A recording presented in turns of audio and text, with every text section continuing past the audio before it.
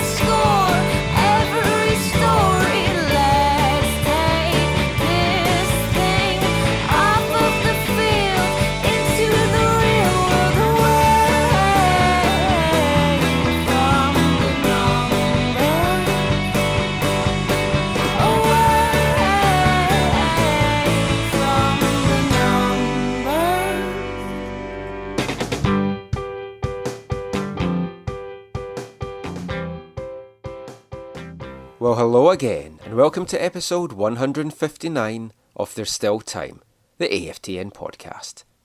I'm your host, Michael McCall, and it's just me for this episode. Steve is currently serving a too-much ban dished out by the MLS podcast Disco.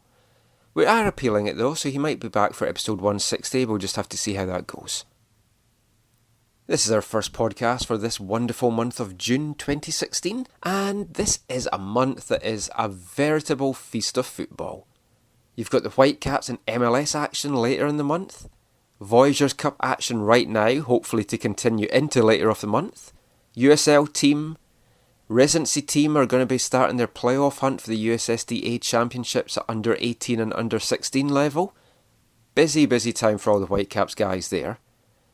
Internationally, you've got Copa America on just now down in the US, and over in France you've got the Euro 2016s. So much football, so little time to watch.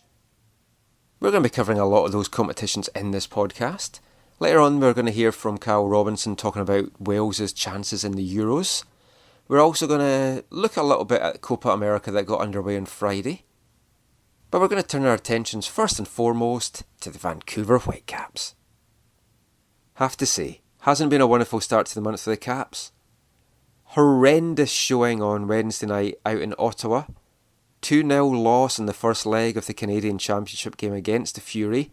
And a hat tip first and foremost to the Fury, who played an excellent game, well worth their 2-goal lead. Started strongly, took a goal just 3 minutes in from former Whitecap Johnny Steele. Added a second before half time from another former Whitecap, albeit he was only here really for a cup of coffee. Paulo Jr. got that second, again good work from Steele in the build-up to that. And then a third former Whitecap, Kyle Porter, nearly added a third goal for Ottawa late in the game that I think would have just killed the Whitecaps' chances stone dead. So you had that horror show on Wednesday.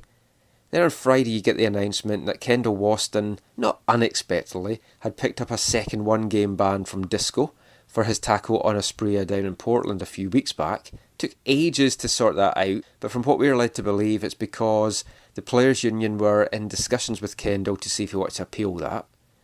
But at the same time as banning Kendall, Octavio Rivero now finds himself suspended for a trailing leg that caught Houston goalkeeper Derek in their last game at BC Place. Nonsensical. Nothing he could do to pull out of that tackle. He didn't go in to hurt the guy. Derek was fine afterwards. No one thought any more of it. And apparently when Octavio was told, he didn't believe that he was suspended. And Robbo had to actually show him on the computer that, look, I'm not winding you up, mate. You are suspended. It's farcical. They seem to have it in for Vancouver. You don't want to have that kind of siege mentality or conspiracy theories going, but it's really, really getting to the stage. It's really hard to think that something isn't happening, that Disco are just trying to make an example of the Whitecaps this year. So a bad couple of days for the first team, compounded on Saturday as the USL team, WFC2, lost their 10-match unbeaten record to start the season, 1-0 loss to Real Monarchs, losing to a 95th minute goal. Last kick of the game, from a free kick that came in, which was given away by Sam Adekugbe, who got sent off for it. Another Whitecap getting sent off. So the red card frenzy, the red mist, it's now kind of descending onto the USL team, which is a little bit worrying. So not a fun-filled few days for Whitecaps fans. But if you like to live your life by the songs of Dream, things can only get better. So let's cast our attention now back to that Ottawa game. As we said, it was a deserved win really for the Fury. Whitecaps now have an uphill mountain to climb. 2-goal deficit, not insurmountable, and I really do think that they are going to come back and win. I'm confident that Robo's going to put out a really strong team in the second leg. They're going to get the first goal, and they're going to go on it and win the tie. The first goal is key. You don't want to be faced with a scenario of Ottawa scoring first, needing 4 goals. That's simply not going to happen. Slow and steady, that's all the Whitecaps need to do. Go in the first half, go in the second half, take it to extra time, kill it off, head through to the final, hopefully against Montreal, who are 4-2 down, but a storming comeback for their 10 men against Toronto last Wednesday. That's going to be a cracking second leg as well. The Whitecaps really want to defend this cup. It means a lot to them, it means a lot to the club. And let's just hear a little bit now from Kyle Robinson, just talking about a year down the road, what that cup win meant to him last year, and what retaining it would mean to him and the club this year. Looking back on last year's success, 1 year on, what does it mean to you? And like, it was your first trophy as a manager. What did the whole thing mean to you? Well, it's always special when you win a trophy, and you know, I've been very lucky that we won the Canadian Championship before, as I said. But I think to the club, to the people who've been here a number of years, it was a special moment, and it's one that they will treasure, and it's one I will use for motivation to try and retain it this year, because we don't want to be a team that wins it 1 year and then doesn't win it for the next 4 or 5. We want to try and consecutively win it.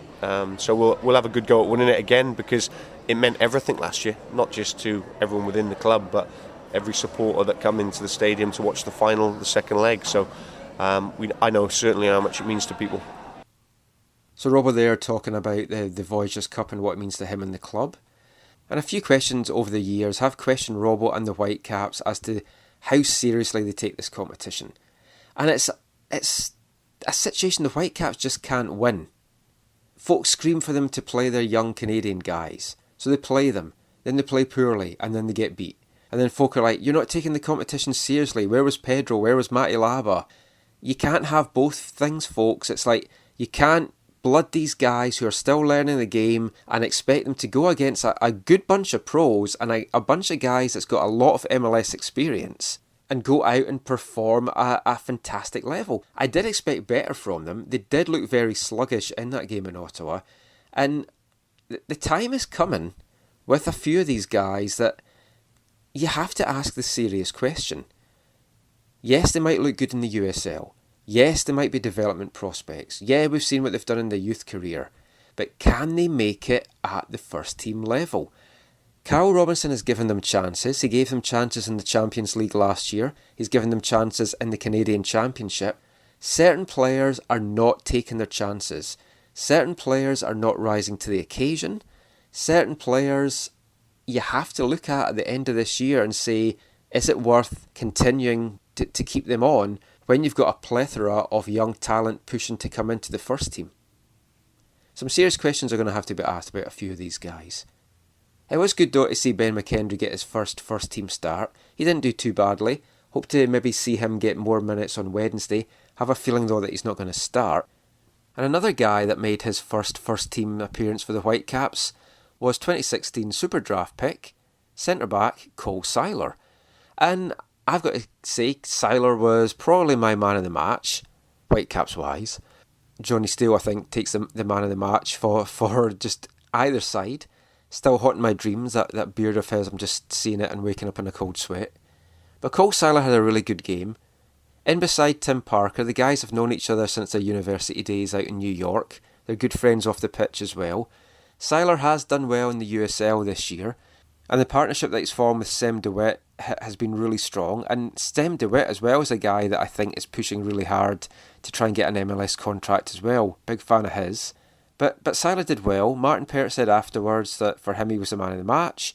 Said that said that he showed in that game that he was definitely worthy of MLS minutes, and I think we'll see him get another start this Wednesday, and I think we'll see him pushing for MLS minutes quite soon as well, especially the way that Kendall Wasson's going with suspensions and the way that Pamadou Kaha played down in Portland in the last game. So Seiler returned to action for the Whitecaps at USL level on Saturday in that loss to Real Monarchs. Playing right back though, Carl Robinson had asked him to play right back in that game because he wanted to have a look at him in that position, which is quite interesting to look at. It does make you wonder, is Jordan Smith's time maybe running out? Is he going to maybe end the loan deal, get rid of him and free up an international spot? We'll wait and see on that. No point speculating too much on that just now. But we caught up with Cole Seiler after the match, just to ask him about the WFC2 loss, but mainly to ask him about his first team appearance for the Caps, what it meant to him, how he found the whole experience, and just how he finds that his game has developed over the last couple of months. So here's centre-back Cole Seiler.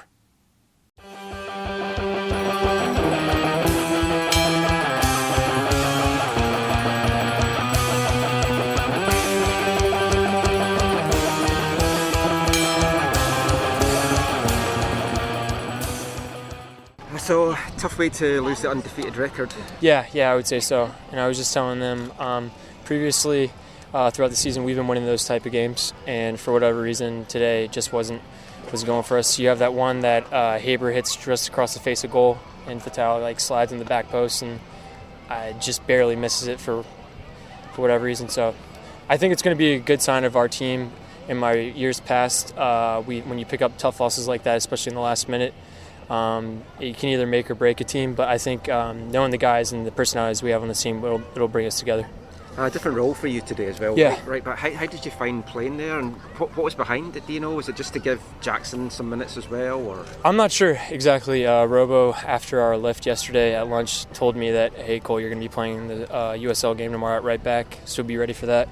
And whatever I can do for the team, I'm always up for. I never really played it in college, but it was, I think in the first half, it showed that I was a little bit timid and kind of unsure about when to step and where actually to position myself on the field. But in the second half, Alan came in and Stevie gave us a good halftime talk, and it definitely changed my mentality. And on Wednesday night, you made your first team debut. Yeah, it was awesome. It wasn't the result you were looking for, but how was the whole experience for you? It was great. The Ottawa fans, even though there was only 9,000 of them, they were certainly very loud, and definitely you could hear them throughout the whole game. I think, unfortunately, for the team, it wasn't the result we wanted, but I think we kind of know what to expect for the next game, and hopefully we'll be able to change up our mentality and get the 3 goals that we need. And Martin Peart, after the game, very complimentary, said that you definitely had what it takes to play MLS minutes. Did you feel really comfortable out there? Yeah, and I was fortunate that I had Timmy right next to me. We were pretty good pals off the field, but he definitely helped me during the game, and I just try to do my best to kind of liven the team up as much as I can. And whenever I get my next call-up, whether it be with the USL or the first team, I just hope I can bring the same energy and same type of play. We were talking with Alan just a second ago, and he was saying that both on Wednesday and tonight some of the players look a little bit sluggish, a little bit more for it. Is there anything that you think would have contributed towards that? I would say maybe the heat is kind of hard to get used to, just because it was a little bit hot 3 weeks ago, but I don't think you can really use that as an excuse. I think we kind of need, for some reason, we need to find something that really gets us fired up, because we've been starting the last 3 or 4 games, I would say, kind of sluggish the first 15 minutes, and that can totally change the mentality of the game. So we need it. We're still working. We're finished just the third of the season, so we still have a lot of the season left. But like I said, after a loss like this, I think in my prior experience, teams will come to the drawing board and we'll get it together. When I last spoke to you, I think it was in March, just before the Houston game, we weren't sure if you were going to play or not. Yeah. We were talking about what you'd learned pre-season and stuff like that. You've got all these USL games under your belt now. Yeah. How do you see your game having developed over the last 2 months? I think it's a lot even talking with Purdy after my last game, you think more about not so much just the ball, but more like the grand scheme of things. So he was telling me we were 2-0 up, and I tried a little kind of like a tricky pass out to my outside back, but when you're 2-0 up, you should just be clearing that ball. So I think kind of taking everything in at the game, whether you be away, at home, or at home, taking all those factors in and kind of maturing as a player. And I think definitely USL has helped with that. And you and Sam's got a really good partnership. Yeah, I really enjoy. Feel really comfortable with him? Yeah, I love playing with Sam. I think we have a really good balance with one another, and I think our games are just very compatible with one another, and that's really what a lot of the center back position is about, just kind of finding your match. And once you get some games together, you kind of learn each other's tendencies, and I think I've got that with Sam. That's great. Hey, thank you guys. Thanks so much, Cole. Yeah, enjoy your weekend. You too.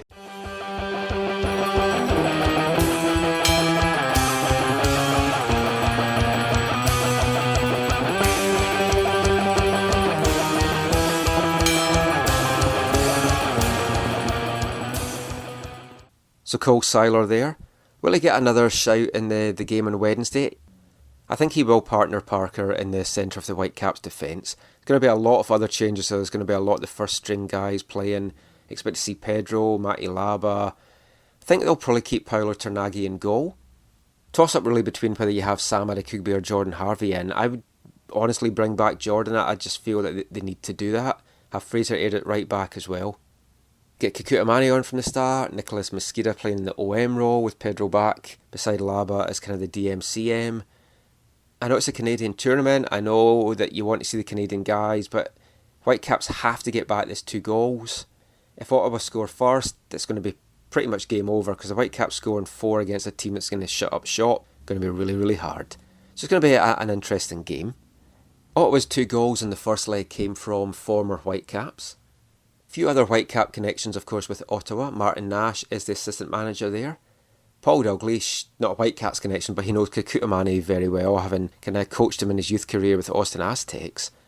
And on the sidelines for Ottawa is goalkeeping coach Bruce Grobbelaar.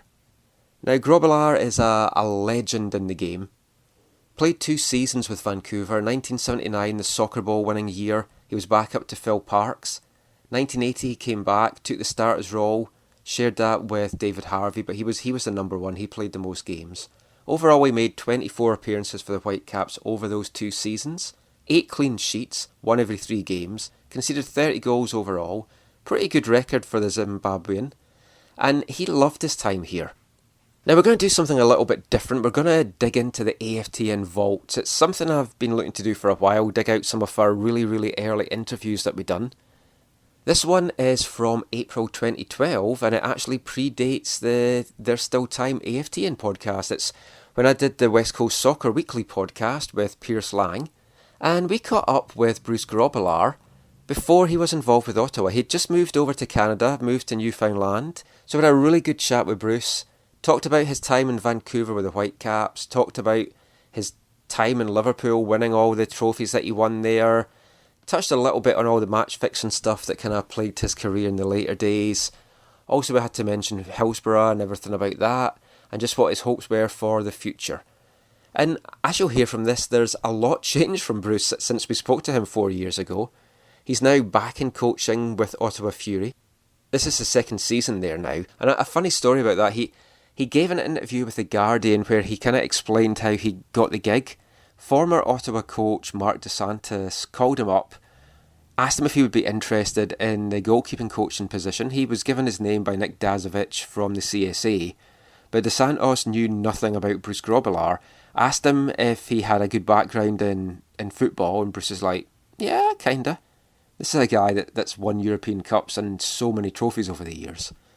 Asked him what he was doing just now, said he was coaching Cornerbrook, who an amateur side in Newfoundland, and DeSantis says, oh, so you're coaching amateurs, have you ever had any experience coaching pros? And he's like, yeah, a bit.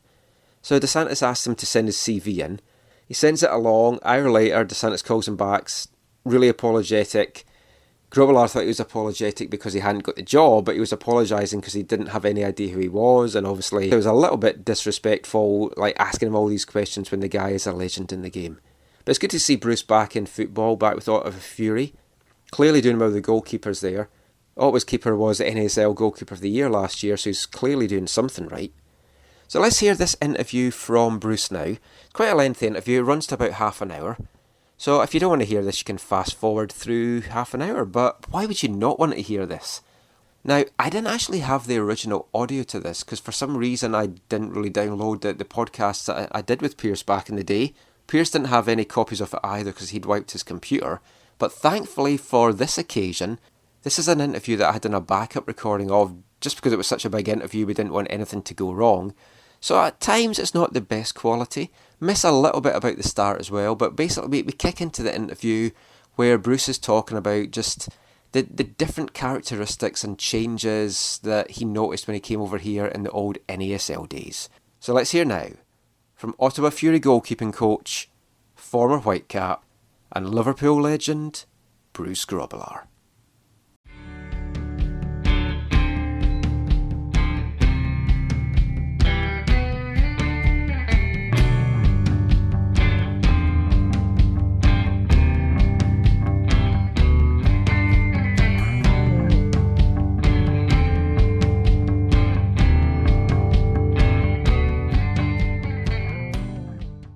They stretched the game out a lot more. And then the other rule was the shootout, taking a ball from 35 yards and giving you 5 seconds or 10 seconds to beat the goalkeeper. That was quite a strange little feat. But I'm glad that the MLS has changed that rule and gone back to the conventional FIFA ruling on that. Now, we'd be amiss to not bring up the spaghetti legs penalty kick. Do you think that would have worked in the NASL? Would have worked. I think it would have done. Had I been given a chance to do that in the NASL, I think that I would have done that there. But yeah, it's been copied. It's been revamped. It's been expanded. So yes, it's a psychological barrier that you've got to break, and you've got to break down their temperament, and that's all that was for. Like growing up in Scotland and watching you for Liverpool, that's something that always sticks in my mind, watching that final and you doing that. Does it annoy you a little bit that that's what people remember you for, and perhaps they kind of view you more from your clowning antics as opposed to what a good goalkeeper you were? Listen, if they remember me for the spaghetti legs, let them remember me for spaghetti. There's a lot of other people who remember me for something else, and good luck to them. I, for one, that was a highlight of my one of the games of my career. It won me and the club a 4th European Championship, and it was one of those spur of the moment things that I was asked by the manager to try and put off the penalty takers. And if you noticed, I only put off 2 Italian internationals. I never went after anybody else, just the Italian internationals. And it seemed to have worked. How did it feel playing in that final in Rome against a Roma side that everyone in the stadium, apart from the Liverpool fans that were there, they were wanting the home team to win? I mean, is that the most pressure you've ever felt in a game? Well, Michael, when we first got there, we drove into the stadium, and there were three of our management team, 2 directors, all of the players. We were all stoned before we got into the dressing room. I mean that sincerely, because the Roma fans started throwing rocks through the window of the bus, and so the bus windows were caved in. And that set the precedent for the game. When we got into the tunnel after the referee had come in to tell us the rules, we went into the tunnel. Only our team was standing there for about 3 or 4 minutes, and they refused to come out. And so we started a song.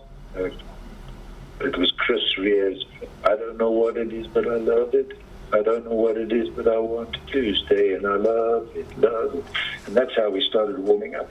And every verse we started getting louder and louder, and then I ended up hitting the dressing room door of the Roma players.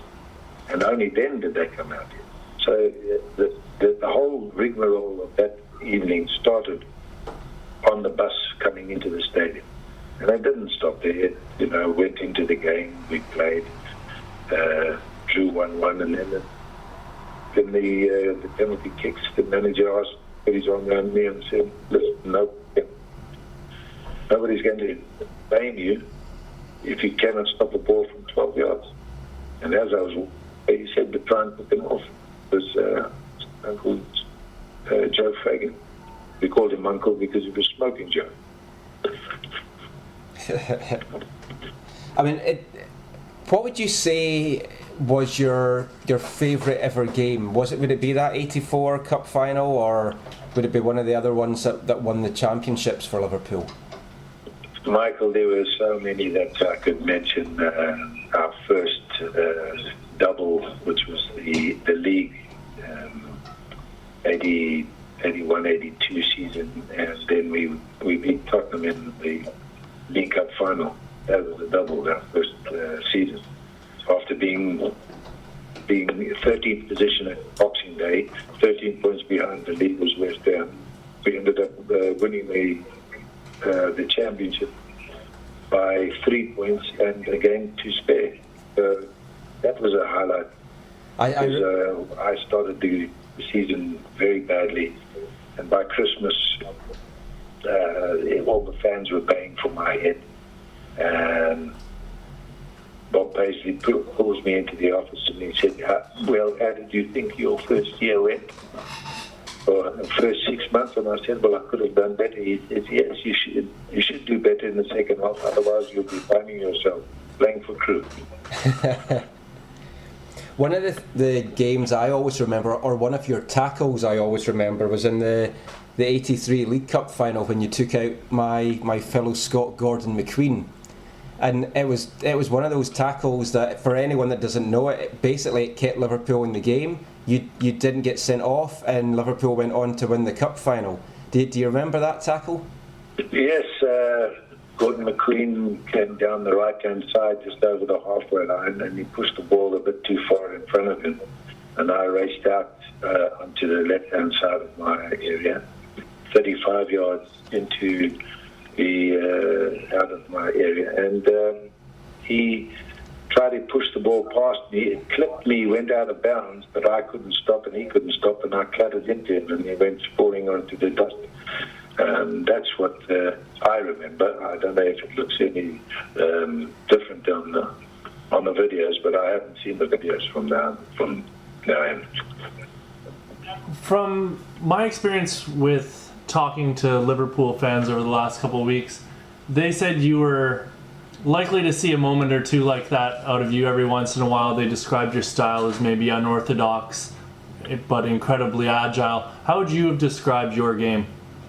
Yes, if I had to describe my game, I would say that I played with confidence, sure of my ability, and extremely agile. I think that I got that from my father's side, making me do gymnastics as a young boy and playing every other sport that he made me play every sport, from tennis, swimming, diving on a 3-meter board, rugby, hockey, everything, baseball, cricket. So I was just a sports fanatic. Now, you played a number of games for Zimbabwe at international level as well, and from my memory of the time and trying to look this back, you kind of, because you wanted to play for your country, David James kind of started to take over the goalkeeping duties at Liverpool. Do you regret that, or are you glad that you made a decision to play for your country as much as you could? Michael, I would have played for my country. I would have swam back if I had to.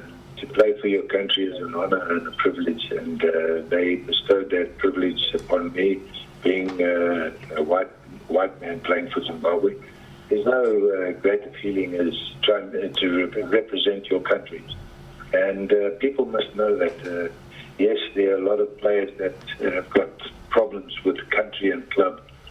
Yeah, you get paid to play for your club, and that's an honour and a privilege to play for your country, and you are bestowed as an ambassador when you are playing for your country, and that is what is such a great honour to be in. And you were briefly player manager for the national team as well, weren't you?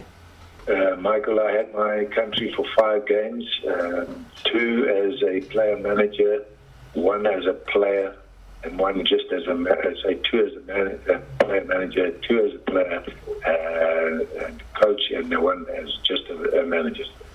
Now, you've coached some clubs as well in Zimbabwe and in South Africa. How is the game in Zimbabwe? Do you ever think they're going to be one of the big powers in African football?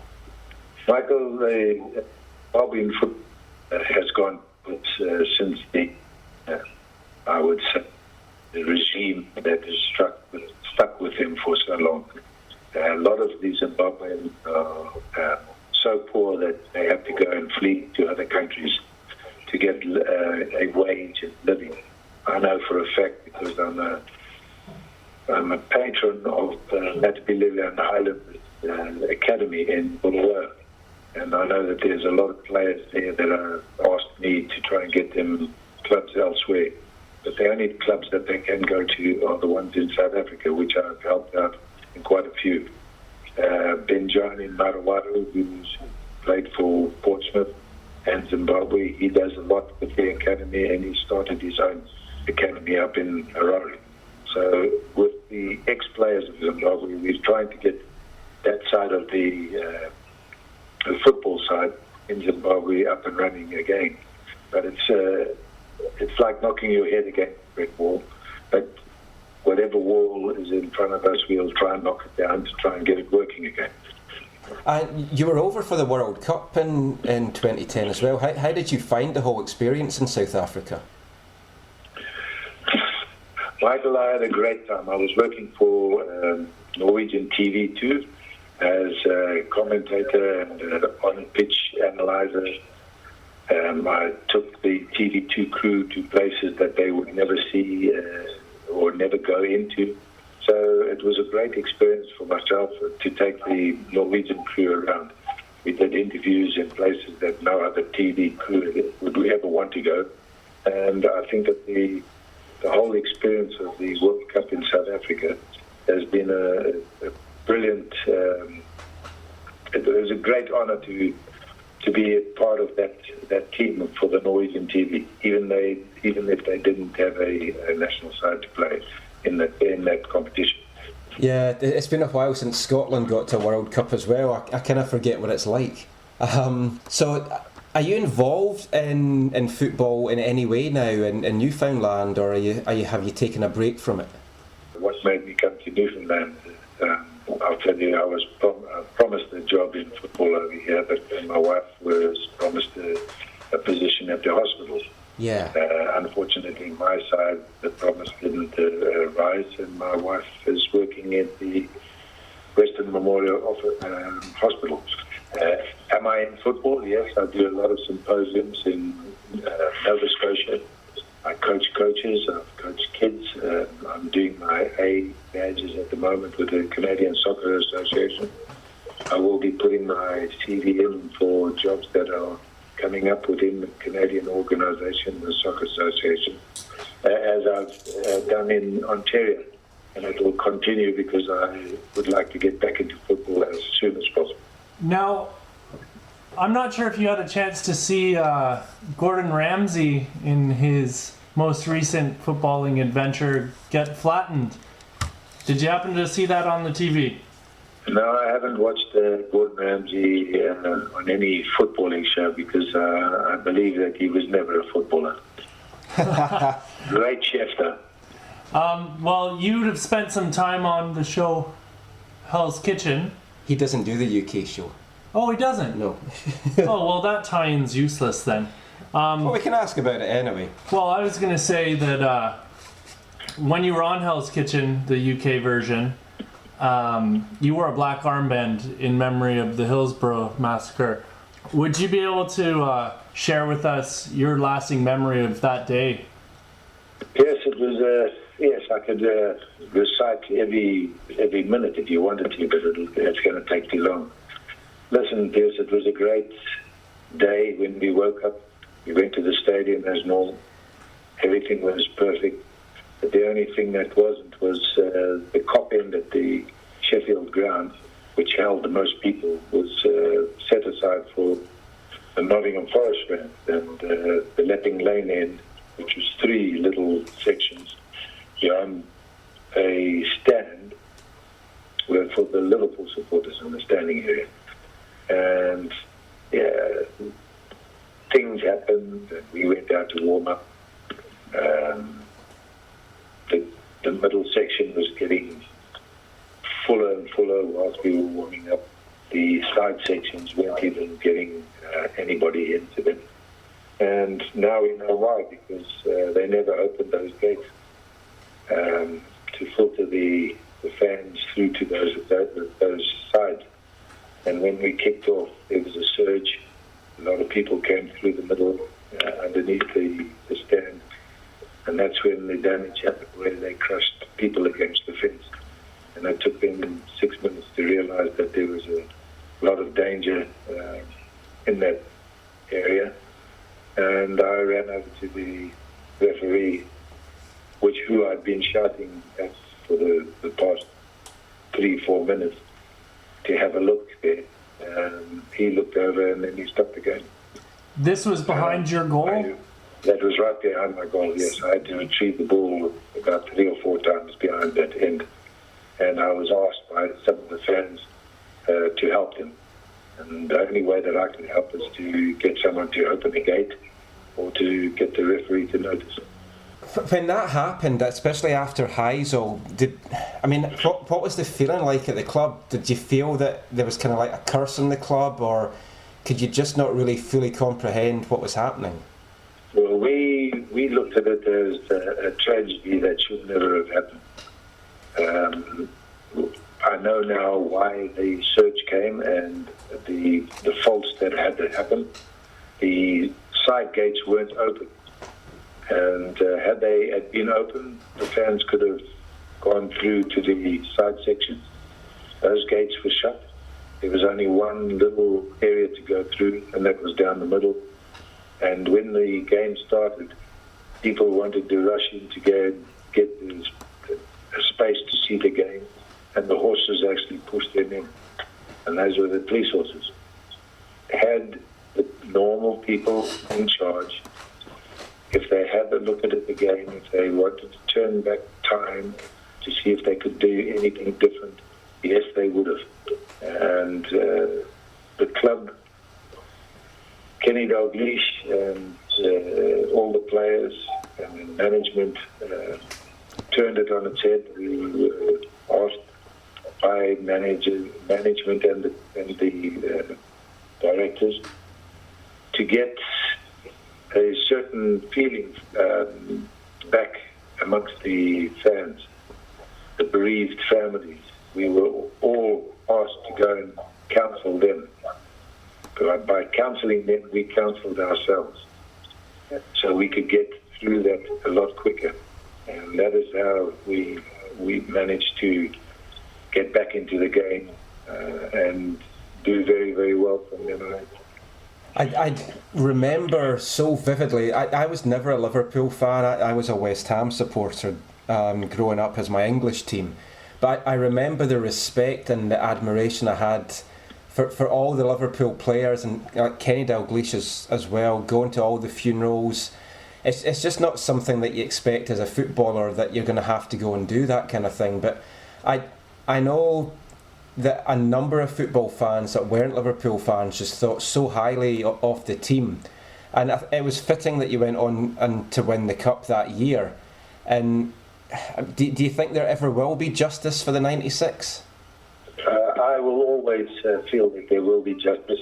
There are going to be more and more questions asked why the evidence wasn't shown, and to be fair, the new owners have done the new kit very proud by putting the Eternal Flames of 96 on the top of the neck and the back. Yeah. Because that means there's 96 people behind you in every game that you play. And I fully am quite astounded why the truth hasn't come out up until now. Bruce, I'd like to move on. I'm very glad you were able to share that with us. You once famously said that it was your ambition to be the manager of Liverpool. Would you love to go back in some kind of managerial role or assistant manager or coaching role? Michael, you always had dreams. I dreamt that I was going to play for Liverpool. Not in a dream. I said it to 3 fellas in the bush in the army, and I ended up playing for Liverpool, but it took me a long, long time. Saying that I'd like to manage Liverpool, yes, it was a dream that you'd want it to happen, but I am now in Canada, and I'm looking to coach in Canada in some capacity. I'd love to be involved in Liverpool in some capacity in the future, but my immediate future is here in Canada, whether it in being coaching technical directors anywhere, or in football anywhere in Canada, because this is where I'm going to be for the next 15 years. I've got a 2.5-year-old, and I'm going to have to put it through school and university. So you're looking about 17 years now. Now, we wanted to get this back onto the Whitecaps. Now, how did it feel to be in Vancouver when the team came home with the Soccer Bowl championship? Now, if you'd asked me that earlier on, what are the highlights of your Vancouver career, that was one of them. Coming back with that championship medal was absolutely fantastic. And then being honoured with the freedom of the city with the rest of the players was another one. And it was just magic. I played with some great players, and they were all honoured very, very specially. Vancouver people were honestly one of the best fans in the NASL that you could ever have, and I think that they've taken that through to the MLS because they are passionate lot, they know their football, and Vancouver is doing very well. So have you then watched many of the Whitecaps games the last 2 years?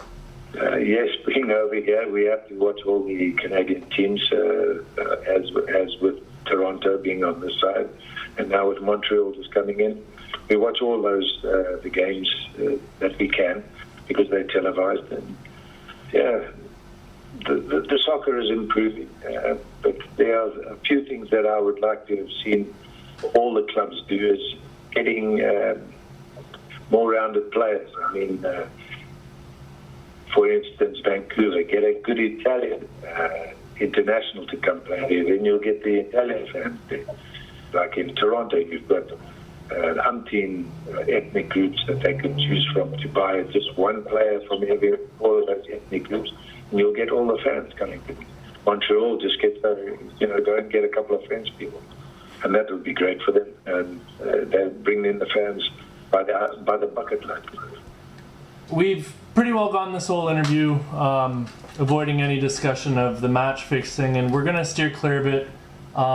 Basically, though, I just wanted to know, after the allegations came out, you went out and you kept a clean sheet against Arsenal immediately after those allegations came out. Was there a sense of vindication for all those questions that had been asked? Michael, when you go through court for 10 years and you get accused, and yes, it is hard. When you get accused and then you come out on your next game and you keep a clean sheet, you don't look at it that game only. You have to look at that whole season with Southampton. Now, the manager was Alan Ball, and Alan Ball, once he heard the allegations, himself and Laurie McManamy, which was the management team at Southampton, called me in when I came back from Zimbabwe. We had a World Cup game, and when I came back in, he asked me 6 times, did I do it? And I said no. And he looked at Laurie McManamy and he said, right, I'm playing it. And for that season, I played 85% of the whole of that season. We ended up 10th in the league, which is the highest Southampton have ever done in the top flight. And I had the record of the most clean sheets in a half a season.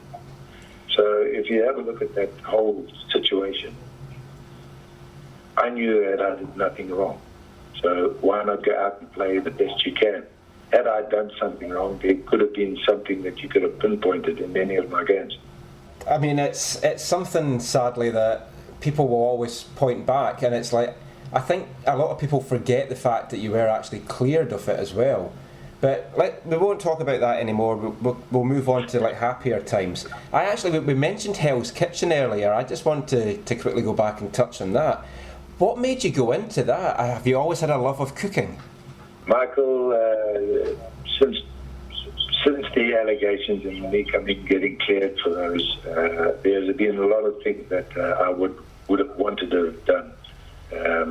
Yes, of course, get back into management and coaching, which I did in South Africa. I was asked by someone, you love cooking, could you come and do, Hell's Kitchen?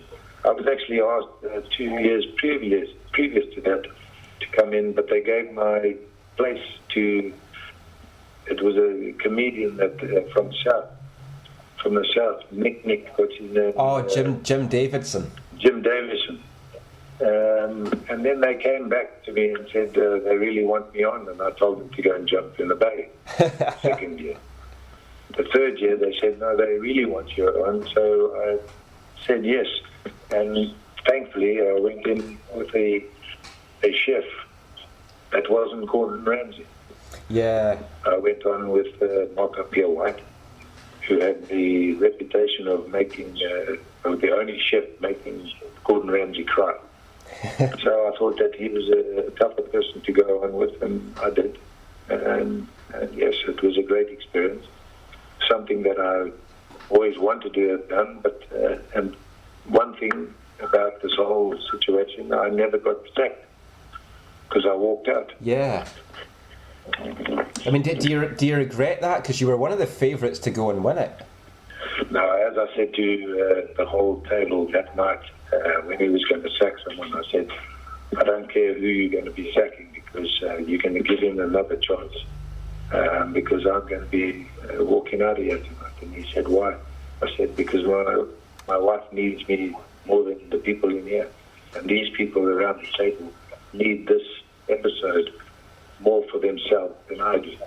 And I'd rather be with my wife. And it was when my wife whispered in my ear that the baby that she was carrying, she was cleared of the 12 weeks, and it was okay. Have you ever got a chance maybe of seeing you opening a restaurant then in Newfoundland? Or do you just cook for fun? Are you kidding me? In Newfoundland, there's restaurants that have come and gone here.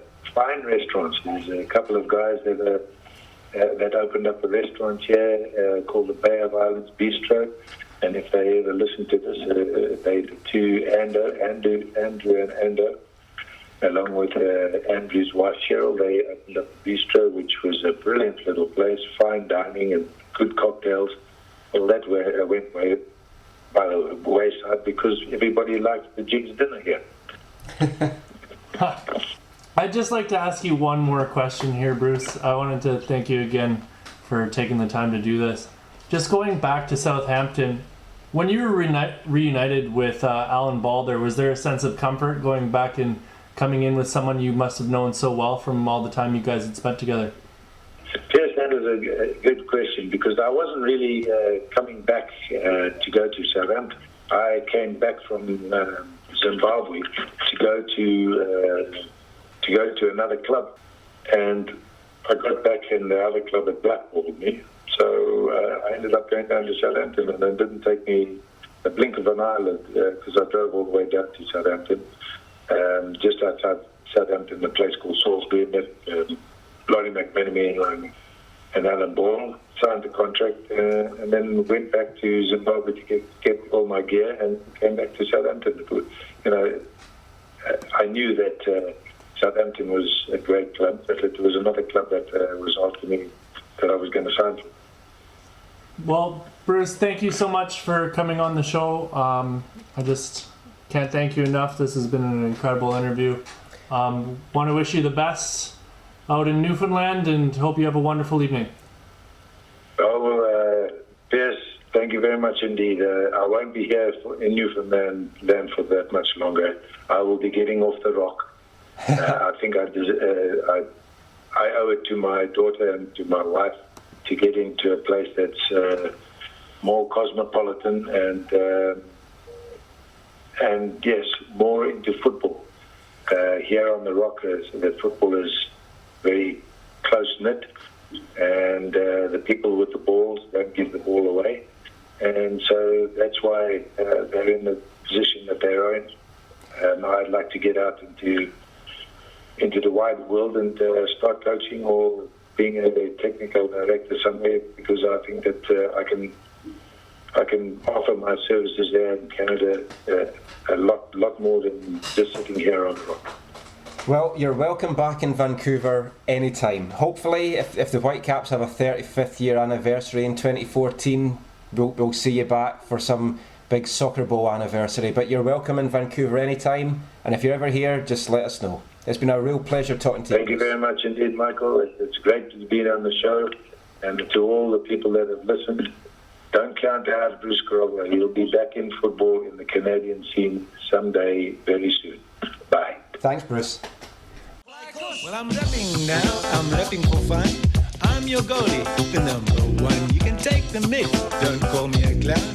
Any more lip and you're going down.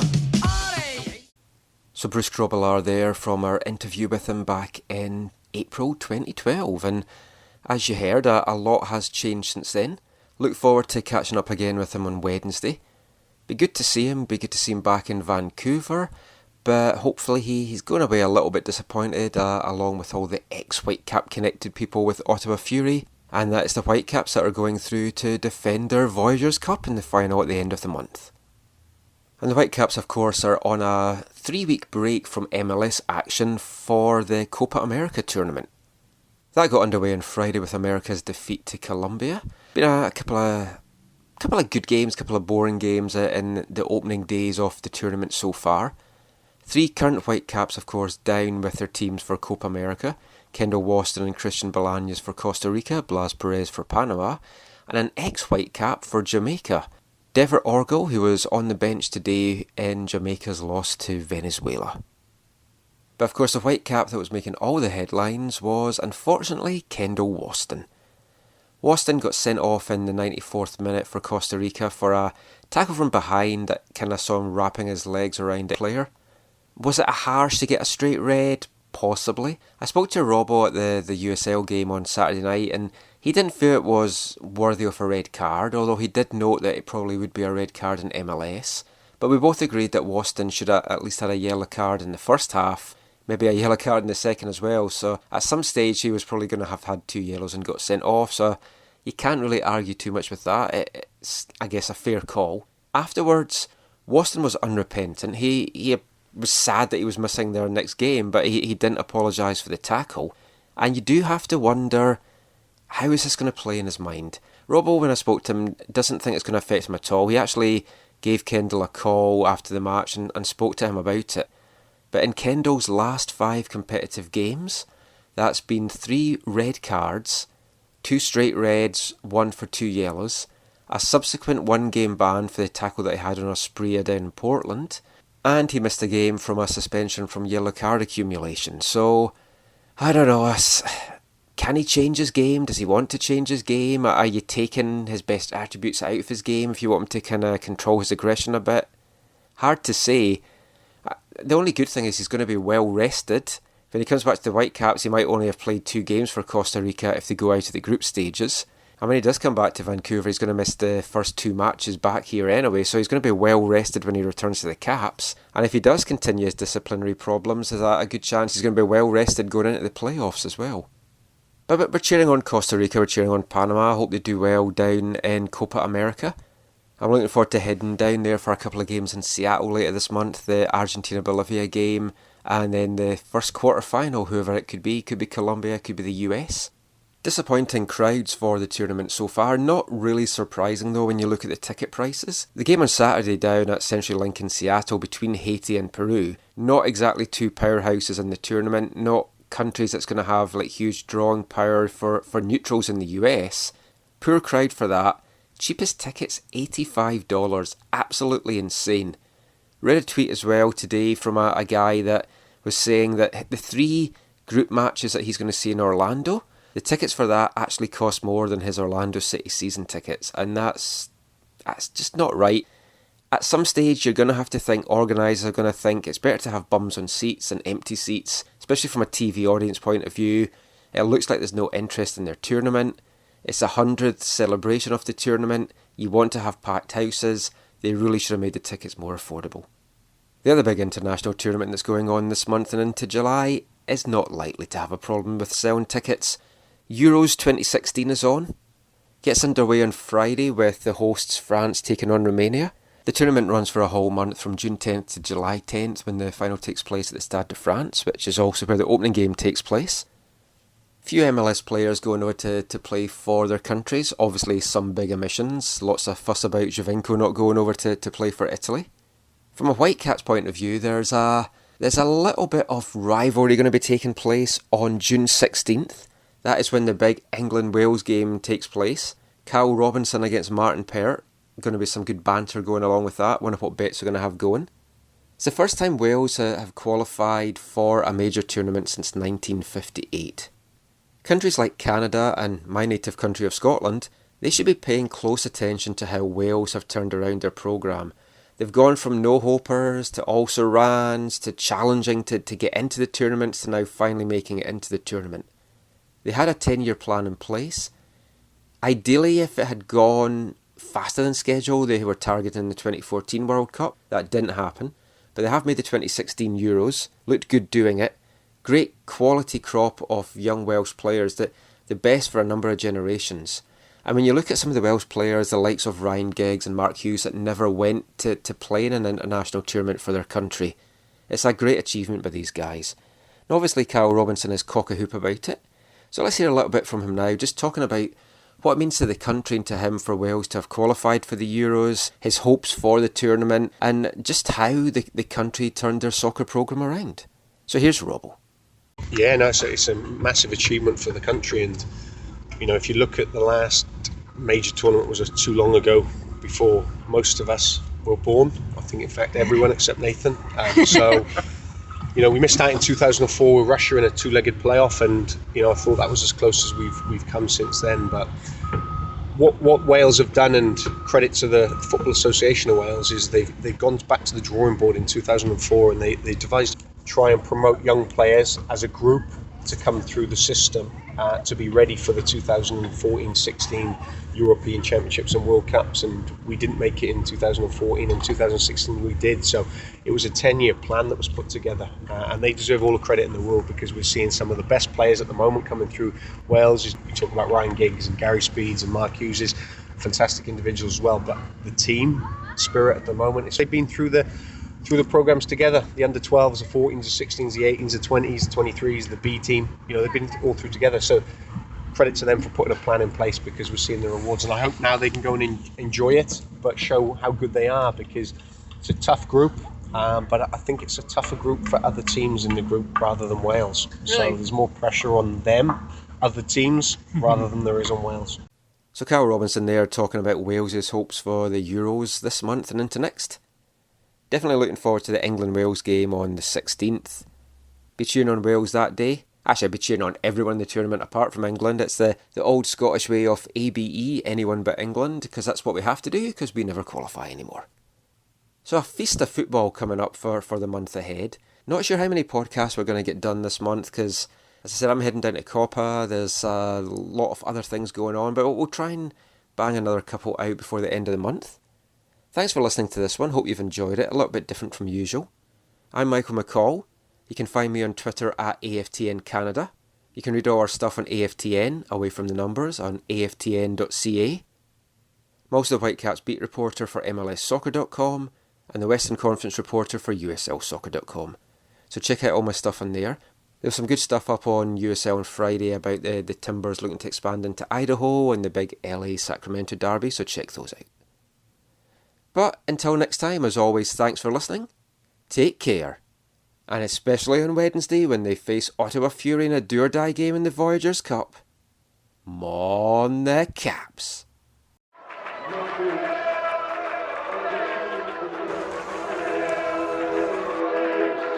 Going to your first match is an experience you never forget. The atmosphere of what's going on around the pitch looks beautiful, and you always look and go, wow, I'd love to play here one day. If you get the bug, it's going to stay with you for life.